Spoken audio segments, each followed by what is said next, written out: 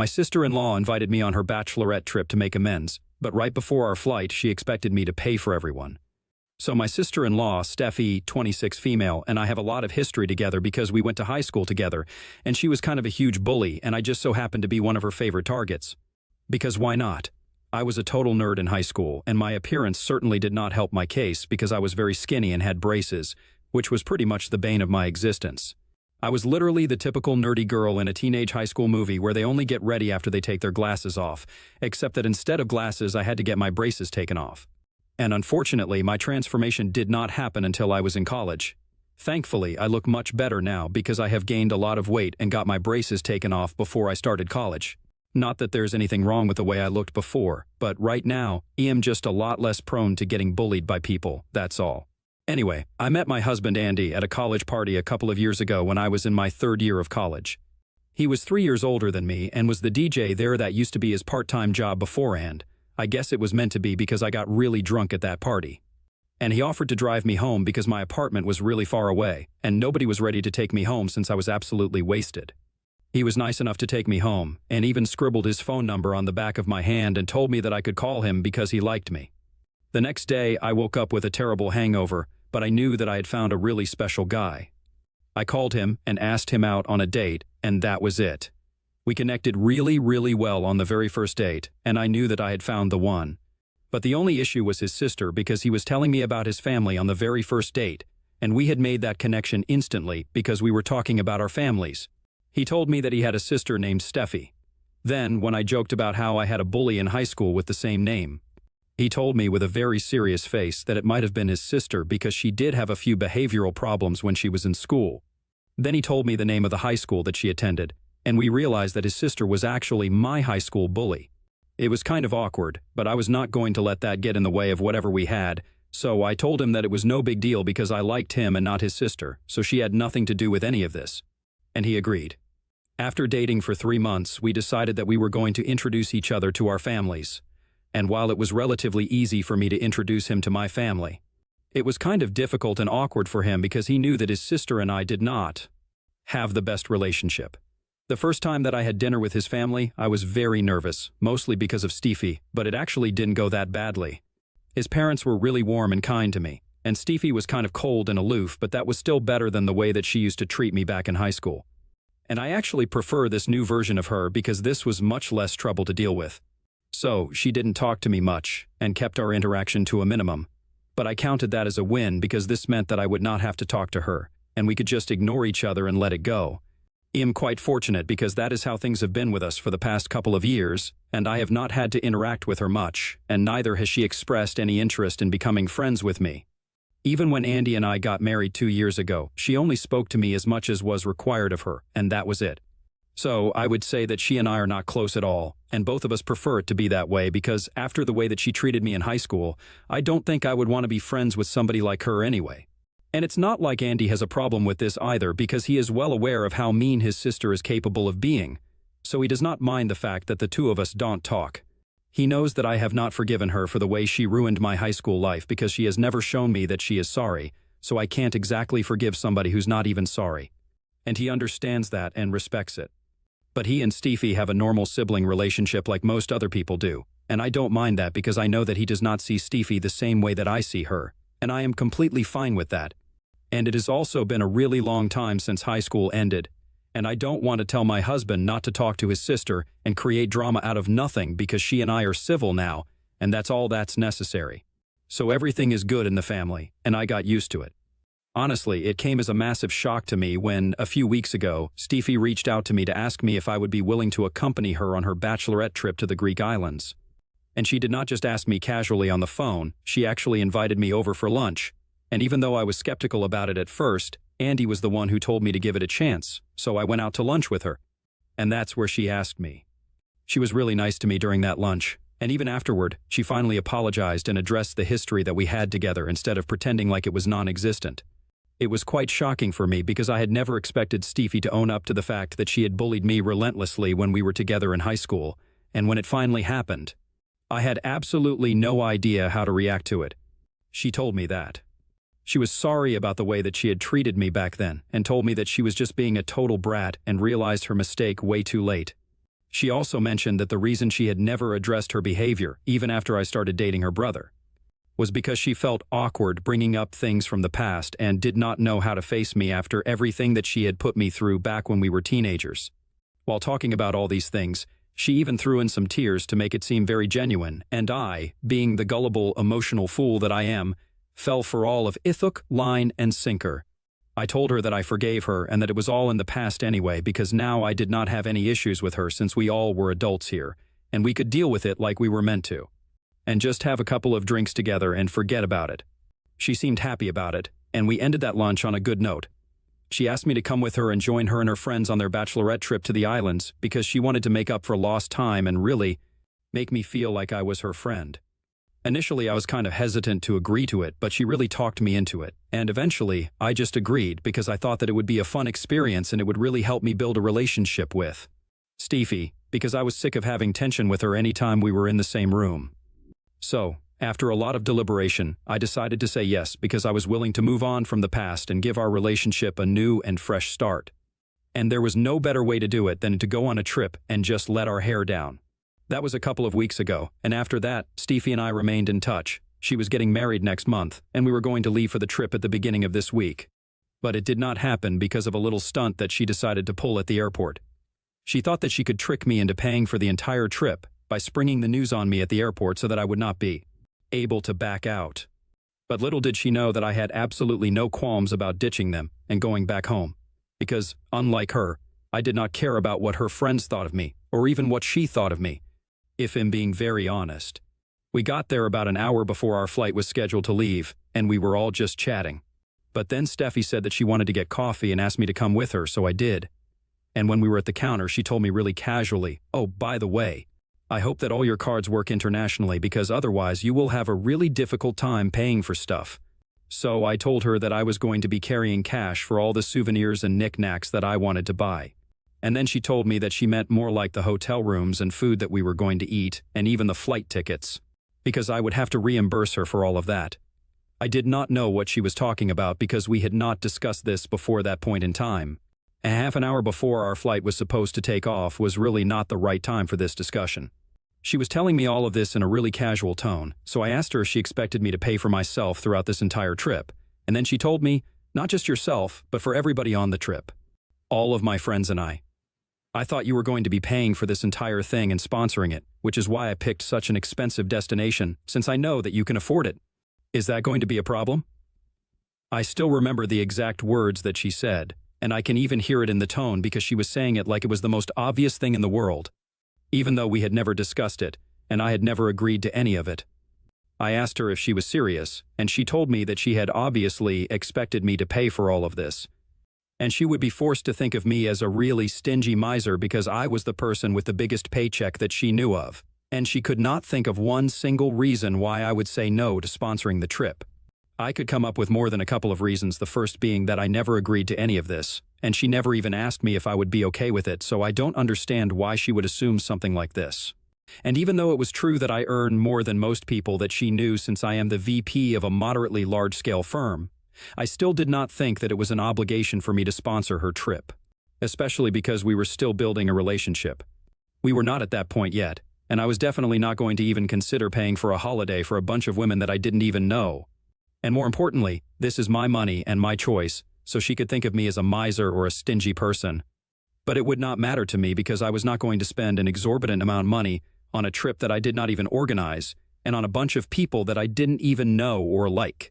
So, after a while of just standing there while she was getting coffee, I decided to walk back to where everybody was sitting, grab my stuff, and just leave because this was ridiculous. And I did not want to create a scene in a public space. So, I decided to leave quietly. Steffi chased after me with her coffee, and even her friends tried to ask me what was wrong, but I did not think that it was important to tell them anything. So I just walked out of the airport and got into the first cab that I could find before they got to me. As soon as I was in the cab, I decided to block Steffi so that she would not be able to contact me and annoy me, and the next thing that I did was call Andy up to let him know what had happened. I actually felt pretty bad for him because he had been very excited about the fact that his sister and I were finally getting along together, and I thought that this trip was going to improve our relationship, but clearly both of us had been very wrong about everything. When I called him and told him what Steffi had tried to do, He was even more outraged than I was and told me that this was unacceptable behavior, and he was going to call his parents up immediately and talk to them about it. I guess he was far more disappointed in his sister's behavior than I had been because I already knew that she was a terrible person, and I was not very surprised at this turn of events.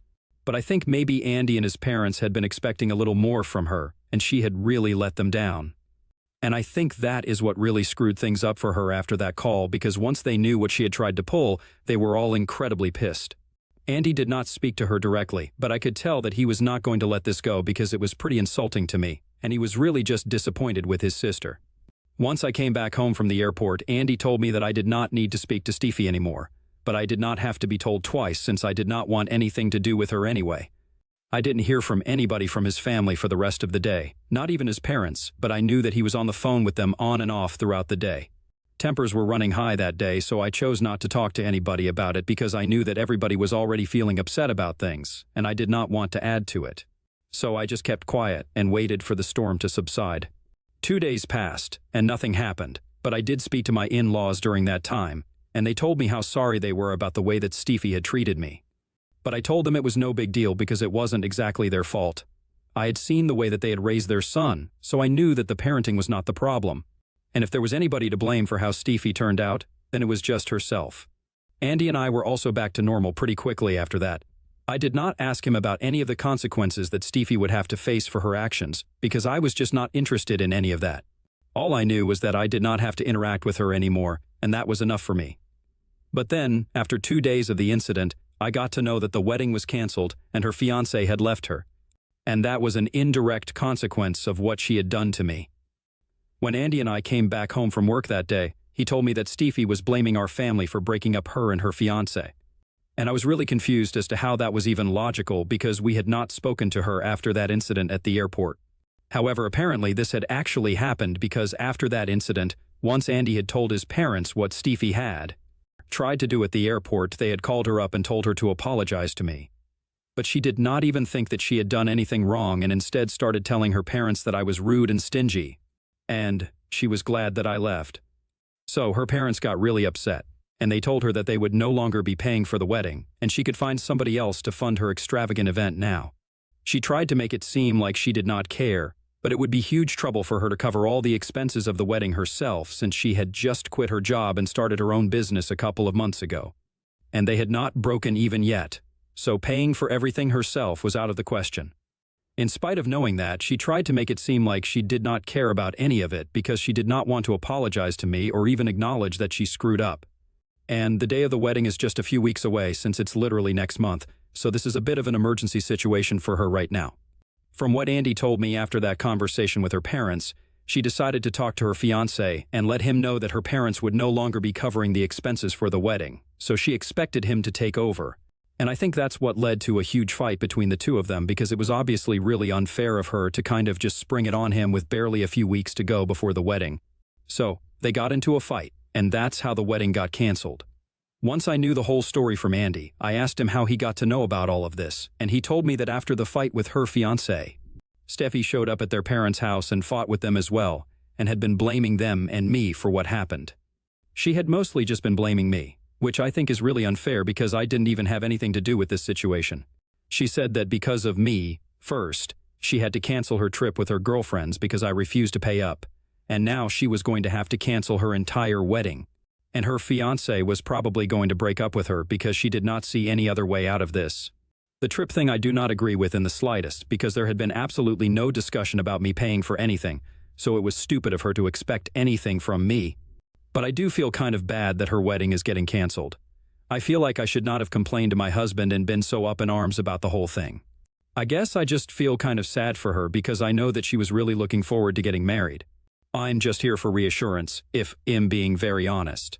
AITA for complaining to my husband when my sister-in-law told me that she expected me to sponsor her bachelorette trip for all of her friends at the airport? Update 1. Hi, first and foremost, thank you so much for letting me know that I am indeed not the one at fault here. I think I really needed to hear that. I had been feeling really terrible about everything, and it did not help that Steffi had been posting sad things about getting betrayed and stuff. It has been 5 days since the airport incident, and even though I have her blocked everywhere, I know for a fact that she has been posting weird, sad quotes for attention, and when anybody asks her about it, she tells them her side of the story and pretends to be the victim. So, any remorse that I had about her wedding getting canceled, it's all gone now because clearly she will stop at nothing to make me look like the villain in her story, and I don't need to feel bad for her. She has even gone to the extent of telling people that while she had expected me to stab her in the back, she did not think that her brother would ever encourage me or tolerate something like this, but she was obviously wrong. And her brother couldn't care less about her feelings. Again, I feel like I need to emphasize that she had literally never ever asked me if I was comfortable or willing to pay for the expenses of the trip for her and all her friends. So the fact that she had to cancel it at the very last minute and come back from the airport was her own fault. But somehow, in her version of the story, apparently, we had had this discussion several times, but I flipped at the airport and decided to throw a fit and leave. Which was a huge slap in the face for her because then she and all her friends had to go back home, and the trip didn't even happen, and it was really humiliating. It's infuriating the way that she has been spreading these lies about me, but I'm actually happy that most of the relatives that she has been telling this to have reached out to me to ask about it because it seemed really out of character for me, and I was able to clear the air and tell them my side of things. And for the most part, people have believed me, so whatever she's trying to do is not working, and she is coming off as a total liar and an idiot. Andy told me that he wanted to speak to her and tell her that she can't just go around lying about us, but I told him that he did not need to say a word to her because the things that she's doing are backfiring. And instead of damaging our reputation, she's just doing it to herself, so we can just let her carry on. Update. So, it has been around 2 weeks since we learned that Steffi would no longer be getting married. She had been talking crap about us to all of her relatives, but it did not work because most people did not trust what she was saying and came to me to confirm the story. And I told them the truth. After a few days, pretty much everybody knew the truth, so there was no point in her trying to make us look like the bad guys, so she stopped.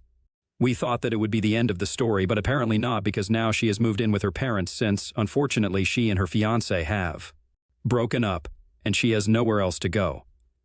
Her fiancé was a decent guy and had offered to let her have the apartment, and he could move out, but she would not be able to cover the rent on her own.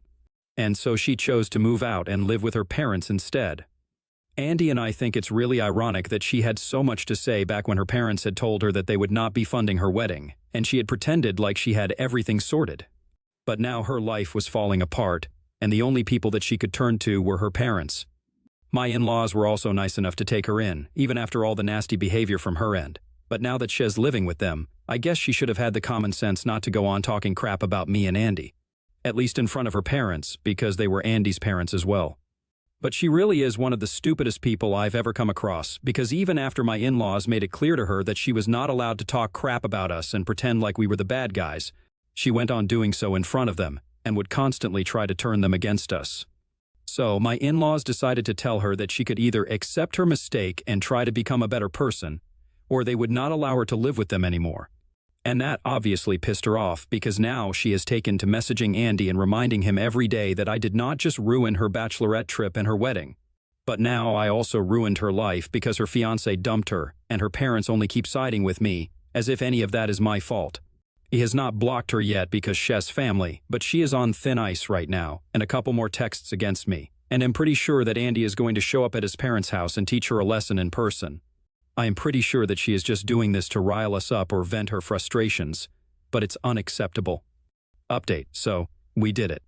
I really just could not take it anymore because she was really taking things too far and saying the most horrible things about me while messaging Andy. She even expected to get away with it because she thought that we would not actively try to get back at her. But unfortunately for her, we are not that nice. She had called me every name in the book and referred to me as jealous and insecure, and had even said that I did not look any better than I did back in high school, which was just a straight-up lie. She knows that I am very touchy about my appearance and makes it a point to pick on it every time that she can, and it has become very apparent at this point. I also don't even understand why she thinks that I would be jealous of her, because right now, my life's a lot better than hers, and she literally has nothing that I would be jealous or insecure about. But anyway, these were the things that she had been texting Andy in an attempt to make us mad, and she succeeded in doing so because earlier this evening, we went to my in-laws' house and confronted her because she needed to stop believing that she could say and do absolutely whatever she wanted to, and then we would just allow her to get away with it all the time. We had already spoken to Andy's parents, and they knew what we were here for, so they did not ask many questions and just let us in. Steffi had been sitting in the living room, and she seemed very surprised to see us, and actually had the audacity to ask her parents why we were there, as if we were not supposed to be there. Like she was the only person allowed to visit her parents. They did not answer, and instead, I took over the conversation and told her that she needed to learn how to keep her mouth shut because I had had enough of her BS. And I was not going to tolerate her running her mouth about me anymore, so she needed to stop talking about me to anyone at all. And if she did not do so, then I would make sure that my side of the story went public as well, and that would not end well for her. She immediately started throwing a fit and accusing me of blackmailing her and her family, of ambushing her when she was asked to stay quiet and just apologize for everything. She told us that she would not do that and started packing her things and left within an hour because now she knew that she was not welcome here and was going to live with a friend. I am positive that she will be back in a couple of weeks because I don't think any friend will allow her to live with them free of cost, and judging by how much of a miser she is, I highly doubt that she will cough up anything when she can go back to her parents and live with them for free. But as of now, we're all free of her, and I would say that I'm much better off right now, and I think that everybody would agree with me when I say that.